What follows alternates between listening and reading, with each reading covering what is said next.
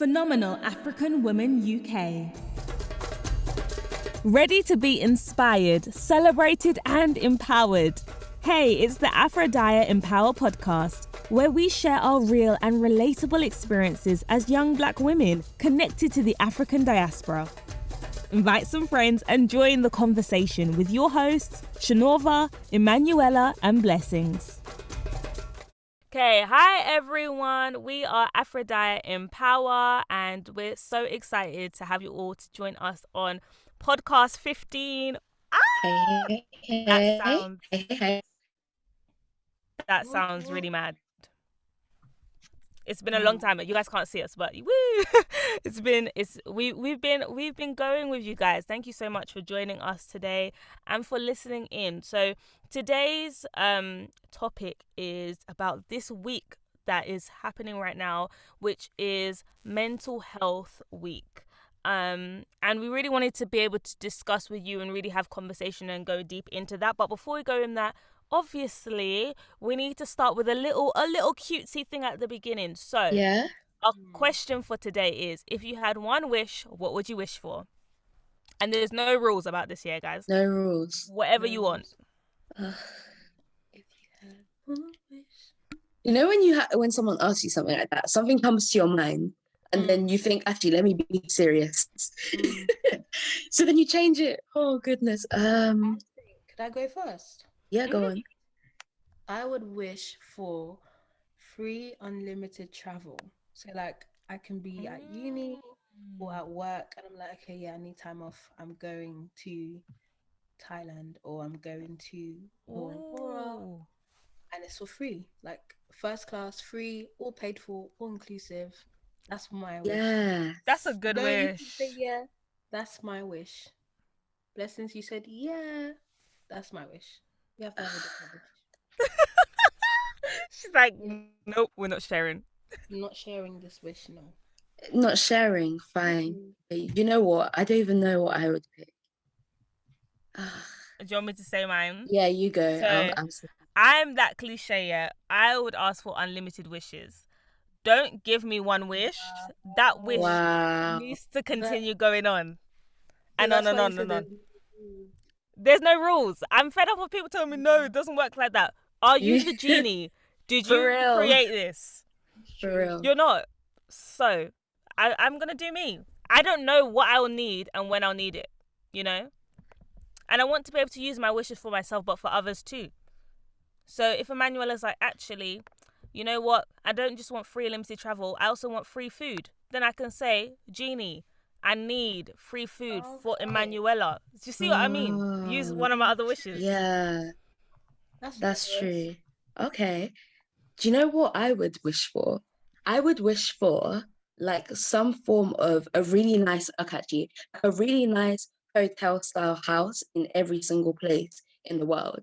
Because if you think about it, when you're going on holiday, there's nothing worse than getting into your room and the bathroom is not nice or the bed's a bit dusty. You got what I mean? Yeah, like I really like bathrooms that are really, really clean. Yeah. So I feel like that's my main reason why I'd want my own hotel style house in every single place. So whenever I'm going on holiday or whatever, I know I'm good. I just need to sort out other stuff. So that would be my wish. So would it be that they appear when you get there or like they're just permanently there? Because I'm thinking if you're traveling for work, then if you have one appear whenever you want to travel, like you know in your head, I'm going there. So your hotel house appears when you get there. So it's just there for you. Oh yeah, so I just with this wish that I'm wishing for, what would really happen is that as I've just said it now, they're building. So it's building as I'm talking right now.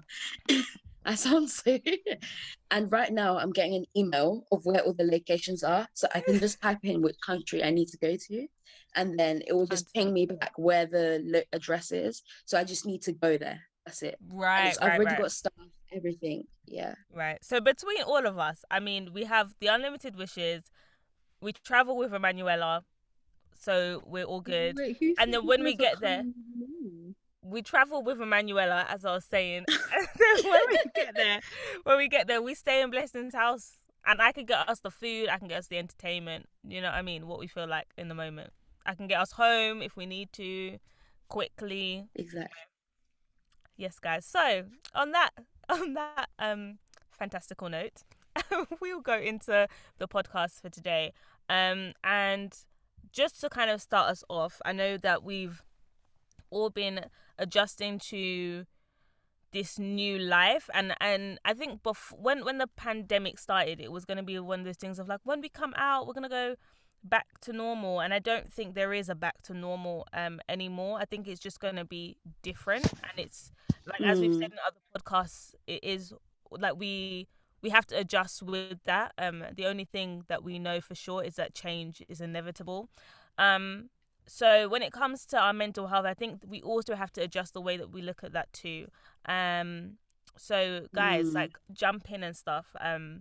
I do think that because of the pandemic and because of the heightened conversations about racism, like I was watching this it was a documentary, and this lady was saying that the conversations around racism now and the pandemic are so intrinsically linked, because without people sitting at home and being in a place of being able to just watch and see what's going on in the world without the hustle and bustle of your own life, then people wouldn't have been as affected with what had happened with George Floyd and what had happened with the 100%. conversations around racism and stuff.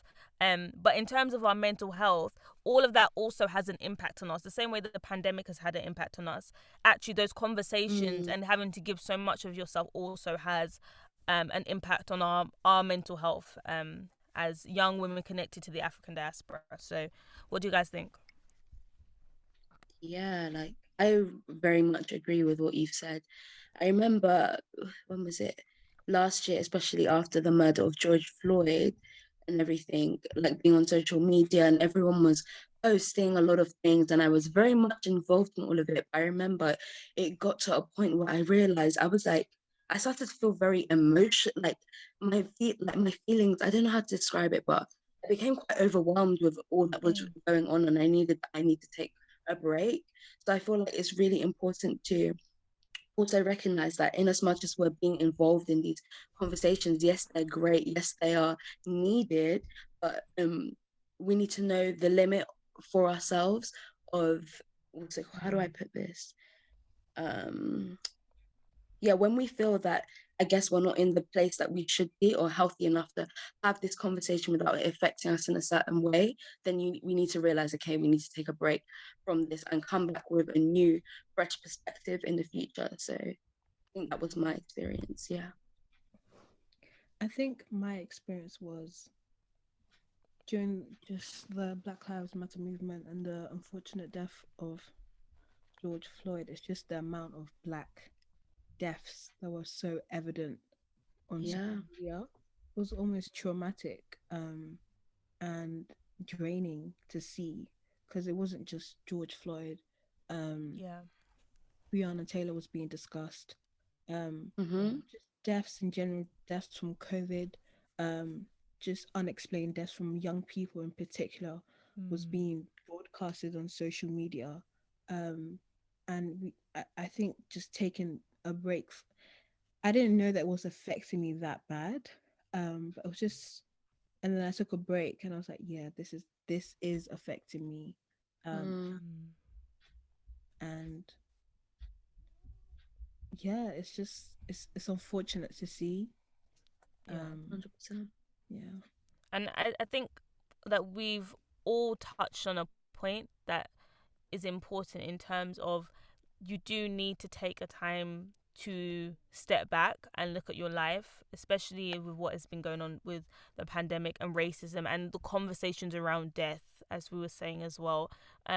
Whether it's death through what's happened with the pandemic, of people being inadvertently affected because they cannot get access to healthcare, or people dying because of sadly passing away from COVID-19, or the conversations around racism and brutality when it comes to institutions and law enforcement and all of that. Like, with all of those things, you need to take time for yourself and be like, how am I feeling? Let me check in with myself. Let me step back. How is my mental health? And that is, your mental health is something that changes. Like, this is not I am this today and I'm going to be this forever. The same way our skin changes, the same way our weight changes, like your mental state also changes. Mm-hmm. And I think it's the conversations around the big things, but also the little things. The how do I do my day to day life? How do I adjust to this new normal as well? As we were discussing before we came on to do the podcast about going from a place of really slowing down and relaxing and enjoying your life at home with your family, even though you weren't able to connect with others, we could all slow down to a certain extent. And now we have to start getting back up. Pace has to be picking up. Businesses are opening, and people are just going out to live their lives again. Yeah. I think also recently, in recent years, mental health has become a really big topic. Um, Mm-hmm. and we're grateful that it's happening now, but we have to understand that the generation before us, there wasn't a name called mental health. There wasn't a coined term for it. It was happening, it was being experienced, but we couldn't pinpoint it down. And there weren't as many services available, especially for Black people in general. And I could say people belonging to the the African and Caribbean diaspora, because of the strong cultural values and ideologies that we have about being strong and being go-getters and being brave and having tough skin, it does not necessarily mean that we are immune to having experiencing some sort of bad or unhealthy mental well-being. Mm-hmm. Um, and it can happen to us. So I know we have the who's the strong friend in your friendship group, or it's not that deep, move past it. Mm. There are subtle ways that you realize that your mental health is not as stable as it used to be. And we really need to pay attention to that, and use the services available to us. There's so many services that are now even being created and have been created just for us. Exactly. So, yeah. Mm. I agree with what you said, especially about um, mental health in the Afro-Caribbean community, where we almost think we're sometimes immune to this, immune to mental health issues, which is actually not the case. It affects everybody. And I remember even growing up, to even put it bluntly, it was kind of a mindset I had that, oh, this doesn't happen to Black people. And I don't know where I picked it up from. I don't know if it was parents or school friends or the environment that I was in, but there was often this mindset that, oh, I'm too tough for this, or like, this can never happen to me, kind of thing. But being in the pandemic, I've actually come to realize, oh wow, like this does affect um, everyone, and we should all be, tap into those resources, like Emmanuella said, for example. And now we have Black Minds Matter as a resource that you guys can go to. If you need someone to talk to or to get resources from them, or how to help and improve your mental health. Um, yeah. And I think as well, from Blessing's point, like thinking about where did all of this start. I was just like going through my head, and I was thinking, I think the African and the Caribbean perspective, especially as immigrants in the UK, is almost this idea of our lives being the hustle. Like Mm-hmm. we're always moving and we're always working, we're always doing, because almost, and this is not for everyone, right? This is me just stereotyping generally, but almost because we've for the whole time that we've been here, we've been trying to create our own space and make space for us and for other generations to move up and be able to move into those spaces and be recognized in those spaces. But the thing about your life always being the hustle is where's the time for slowing down, for us to get Mm. support, for us to reach out to people? And this is why we're having these conversations as well as young people. It's not always about, like, we all want to be moving and shaking and doing great things and making impacts in our communities, and there's so many amazing young people who are connected to the African diaspora who want to go into different areas of work where there has never been anyone who who looks like us or who comes from the same background as us in those areas. But even in that, when as much as it's exciting, the other side of it is there has never been anyone in those areas. So we have to keep checking on ourselves and check our own mental health and stuff to make sure that as we're going through this path, which has never, like, there's no pathway there, right? There's no trodden land. You're literally walking through bushes and taking things down and changing stereotypes and moving things around. We have to realize, okay, checking on myself, checking on what is going on around us. And we can't always be the person who everyone comes to us as well. It's something that I've been learning in my life over the last couple of years. I'm still trying to get the understanding of, like, even if you're a kind of maternal person or you're the type of person who you're always checking on people, like, who checks on you? Like, when do you get that time to check on yourself as well, and just get to completely disconnect, forget your, let me do me for a bit of time, and find my own space and forge my own path silently without all the noise. Because you know what, it's okay, this is me going to a little bit different, but it is tiring sometimes to feel like you are carrying the whole community on your shoulders.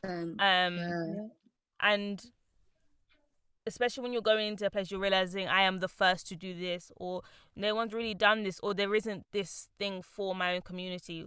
When you're doing those things, you have to realize as well that at times you're gonna get exhausted too. It's a lot. You're creating a space for others like you to be able to step in, but that space does not exist yet. 100%. And I think this is why you also need, like we said earlier, people around you to support you and encourage you. And to some people, not even just about encouragement, but people who will listen, because that's, I guess, the biggest issue now is everyone wants to, speak. Everyone wants to have something to say. But now more than ever, people need someone who they can listen to. That's why I think lately you hear a lot of people getting therapy, because they need to have someone to speak to, especially because of what's been going on in the pandemic and how it's affected and changed people's lives. Having someone to speak to is so important, as something that I would recommend to someone out there. And even what just came into my mind as well is, I think Emmanuella mentioned it earlier about there being a generation gap between our parents and what we know about mental health. What do you guys think that we can do to almost educate them? Because I know it's not entirely our responsibility, but in some sense, like, it is, in informing them and letting them know, like, it's okay to have these issues, it's okay to start talking about it. What do you think we could do, basically? I think it's just starting a conversation, but in love, because it's a thing where you're not, like, blaming them for not knowing, because they don't know. It's not like they knew and chose not to pay attention to it. It just wasn't it wasn't known in their generation. Conversations about anxiety and stress wasn't really illuminated in the household. So just starting off, because we never know, our parents could be dealing with things with their mental health, but because they're not familiar with the language, and sorry, I forgot the word. Mental health services and therapy is seen as a big taboo. I think just starting a conversation in love and just introducing it to them, and speaking about how you can get help, because it's just as important as I mean, Dr. Nova mentions it all the time about, there's a doctor for the heart and the kidney and the neck and and the bones, and the brain is the most important. Is it an organ, right? You can cut. Yeah. Organ in the body. I mean, once the brain shuts off, everything is off. So starting a conversation, that's what I would say.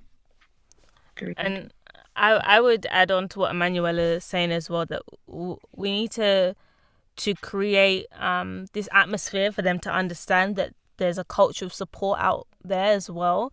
Because if we can say, okay, right, you can get support to start up you can get support to start up a business. There are organizations who want to support like young people, or not young people, sorry, who want to support people who are connected to the black community in their businesses, and then we can help signpost to them. It's the same way when it comes to mental health. There are places out there who really are reaching out their hand and want to support us. It's like the same with when you go to food banks, for example. There are places out there who want to support us. So it's really creating, I think, a culture at home of we can reach out for this support, and you are not less than, and you are not a bad parent because you need this support.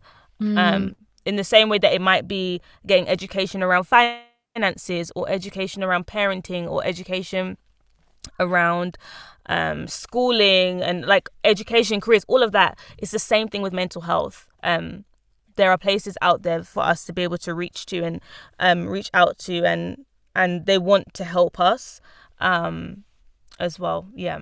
And I was gonna say as to add to, I remember when my mum went for therapy, and basically she just finished writing her book about abuse and her own experience of abuse in her first marriage and stuff. And she realized, she was like, I keep losing every time we went home to Trinidad. She kept losing her voice. She'd be losing her voice and stuff. And it was, I can't remember how the whole thing happened, but let's just say she ended up going to therapy, and they said, actually, you losing your voice, and at this point she permanently had lost her voice. Like she could not, for I think it was at least a year, like she couldn't speak clearly anymore. Like her voice had basically gone. And they said it's actually linked to the trauma of your past when it came to like your experiences in Trinidad and all of that. That's why every time she went back, she would lose it to the point where she couldn't speak as well. And now, because she'd just written that book and literally offloaded a lot that was on her heart, on her mind, there was things in the book, and she did some interviews and stuff, things that she'd never spoken to her family about, but she'd spoken to like my dad about and stuff. That they'd all come out in one go. So the trauma of that on her body meant that she needed to go and get support to be able to talk through those things and stuff. And she went through the doctors and everything. Like she went through like NHS system, went through the doctors and got that support. But even seeing her do that, like I never really had a conversation with her about it, because to me it was just, in my head it was normal. Like I just knew that my mum, okay, yeah, her doctor's appointment is coming up. She needs to go and have her appointment and all of that. But just even those kind of conversations, there's a lot of people who I think would not go and do that.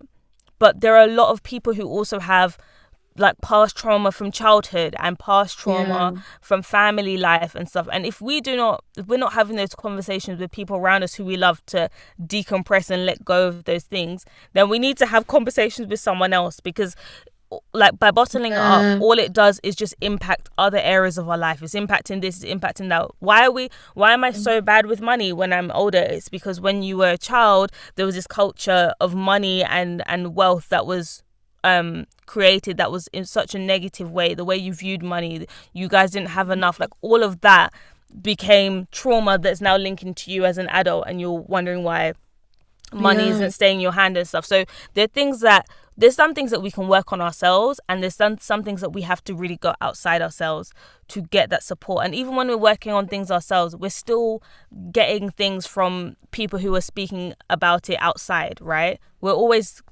like connecting to support, getting support from others outside, whether it's someone you're talking to face to face, or it's some like a video you're watching as well. Wow. Do you know, that's so deep what you've just said about because it just links to how things like, how do I word this, but like generational mental states. I don't know if that's the right word to put it, but like the way that their experiences can affect the way that maybe they bring up their children, which affects the way they view themselves or view certain things which affect their children. And if we don't decide that, okay, well, this needs to stop and I need to get help for this, then it becomes a thing where it affects every area in your life. So yeah. really, yeah, I was thinking we could just share like 3 things to really take away from this session. Yeah, just to wrap up now, and how we can really help the people that are listening. So I would first start with probably like signposting, in the sense that there are many resources available for you guys out there that are listening. You're not alone. Places such as the Samaritans, I believe you can, I don't know the exact details, but you can, if you go on their website, there's someone to speak to at all times, 24/7 on the phone. So definitely go to the Samaritans. There's also Black Minds Matter, .org.uk. There is also Mind UK. And lastly, there is Young Minds. So those 4, Samaritans, Black Minds Matter, Mind UK, and Young Minds, the help you need. But also going through the NHS too, if you feel that you need to go through, get a doctor's perspective as well, be really good. And they have connections to counselling services as well. So, yeah. And to just jump on to the end of Blessing's point as well, don't feel like it has to look like you're stuck in your room, you don't want to leave your room before you call a doctor. Yeah. Like if you do not feel good and you do not feel like how you normally feel when you're happy and all of that, and this is something that has been going on for a little bit of time, please contact these people. Please contact your doctor as well. If you had a broken leg, you would go in. It's the same thing. It's true. And just to follow up from what Blessing shared, I think checking in on yourself. Actually, no. So following on what Shernorva said about how you're feeling, just checking in on yourself at times, and see what the normal the default emotion that you tend to sit at, and ask yourself what is causing this change in mental well-being. So is it stress from school? Okay, how can I manage that? We always want to manage what we can control. So in terms of, can I do my work earlier? Is the workload too much? Should I ask for more help? Am I giving myself enough time to rest?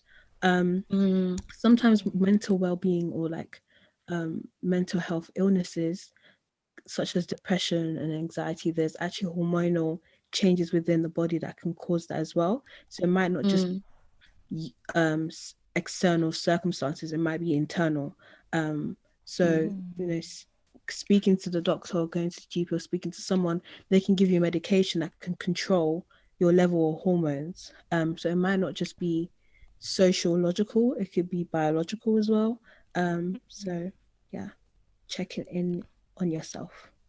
Yeah, and just to lead on from what Emmanuella said as the third takeaway point, your community is key as well. And sometimes we can't always see our true self. It's like the thing is called Johari's window, where there's like 4 different sides of you, and one side is your blind self, where you cannot see you can't see your trials, the things that are really going on in your life, the things that you actually struggle with, the bad habits that you have. But I say this to say that community is so important, because for the moments that actually when you check in on yourself, you look and you think you're fine, but there are people around you like, are you sure you're okay? Are you sure you're right? Maybe that is another time to go in and contact someone, get some support and get some help as well when it comes to your mental health. Please surround yourself with people that you love and who love you as well, but also put yourself out there too,